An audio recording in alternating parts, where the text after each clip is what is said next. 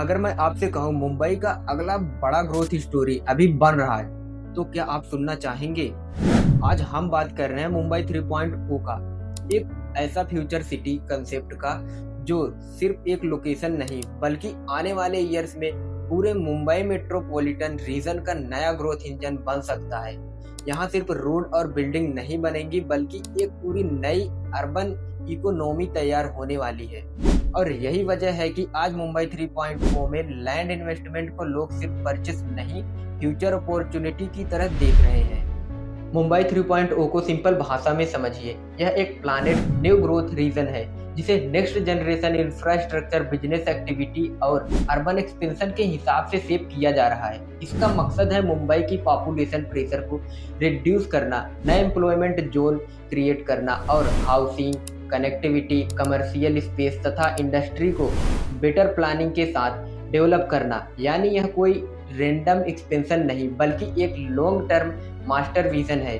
जब ऐसे स्किल पर सिटी प्लानिंग होती है तब सबसे पहले वैल्यू बढ़ती है लैंड की, फिर इंफ्रास्ट्रक्चर की और उसके बाद माइक्रो मार्केट की। अब बात करते हैं उन प्रोजेक्ट की जो इस एरिया को ऑलरेडी चेंज कर रहे हैं। सबसे पहले नवी मुंबई इंटरनेशनल एयरपोर्ट, यह इस पूरे कॉरिडोर का बिगेस्ट ग्रोथ ट्रिगर है। एयरपोर्ट के आने से passenger movement, cargo, hospitality, retail, office demand और हाउसिंग डिमांड सब पर असर पड़ता है। दूसरा बड़ा फैक्टर है अटल सेतु, जिसने साउथ मुंबई और नवी मुंबई के बीच कनेक्टिविटी को बहुत बेहतर बना दिया है। जब ट्रेवल आसान होता है तो रियल एस्टेट कॉन्फिडेंस अपने आप बढ़ता है। एयरपोर्ट सिर्फ फ्लाइट के लिए नहीं होता, वह आसपास के पूरे इकोनॉमी मैप को बदल देता है। मुंबई 3.0 में एयरपोर्ट लेड डेवलपमेंट के साथ एरो सिटी जैसी प्लानिंग भी सामने आ रही है। Residential, commercial, retail, mix USA industrial development के साथ लाया जा सकता है। इसका मतलब है कि जो एरिया पहले सिर्फ आउटर जोन में लगता था वही आने वाले समय में बिजनेस हब और हाई डिमांड जोन बन सकता है। किसी भी निवेश के लिए यह सबसे इम्पोर्टेंट सिग्नल होता है जब गवर्नमेंट, कनेक्टिविटी और प्राइवेट डेवलपमेंट एक डायरेक्शन में मूव करे। अब विकास की रीढ़ है मोबिलिटी। मुंबई 3.0 की ग्रोथ को सपोर्ट करने के लिए मेट्रो कॉरिडोर और ट्रांसपोर्ट नेटवर्क को लगातार स्ट्रेंथन किया जा रहा है। रिसेंट अपडेट में मुंबई नवी मुंबई एयरपोर्ट कनेक्टिविटी के लिए मेट्रो प्रोजेक्ट को फोकस में देखा जा रहा है ताकि एयरपोर्ट, बिजनेस डिस्ट्रिक्ट और रेसिडेंशियल एरिया के बीच सीमलेस मूवमेंट हो सके।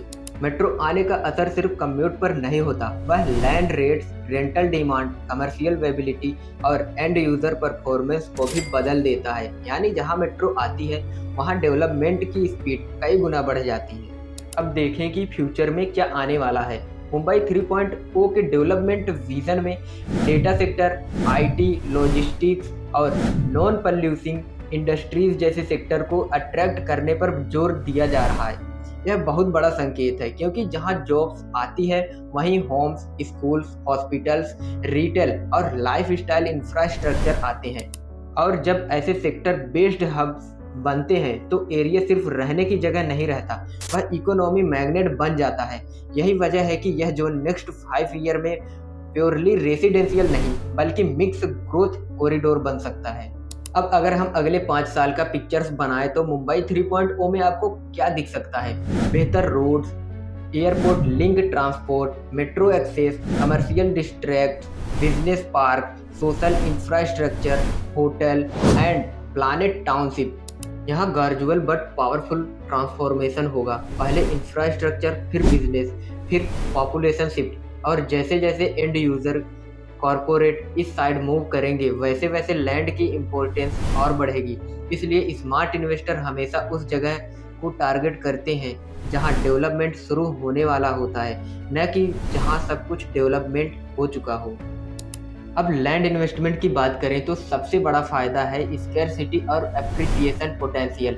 जैसे जैसे मास्टर प्लानिंग आगे बढ़ेगी वैल्यूएबल लैंड कम होगा और डिमांड बढ़ेगी। अगर लोकेशन सही चुनी गई, कनेक्टिविटी स्ट्रोंग रही और नियर बाय इंफ्रास्ट्रक्चर बैक हो तो लैंड बहुत पावरफुल एसेट बन सकती है।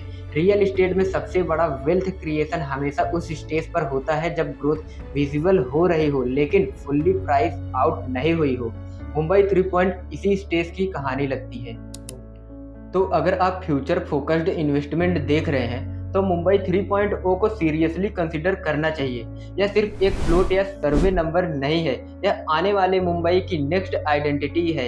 Airport, bridge, metro, arrow city, data centre, logistics और प्लान्ड अर्बन एक्सटेंशन, ये सब मिलकर इस कॉरिडोर को बड़ा बना रहे हैं। आज का स्मार्ट डिसीजन कल का स्ट्रॉन्ग एसेट वैल्यू बन सकता है, और यही है मुंबई 3.0 का रियल पोटेंशियल। अगर आप भी मुंबई 3.0 की इस प्रोमिसिंग लोकेशन में फ्लोट इन्वेस्टमेंट करना चाहते हैं तो दिए गए नंबर पर कॉल या व्हाट्सएप कीजिए, क्योंकि स्मार्ट इन्वेस्टमेंट का सही समय हमेशा आज ही होता है।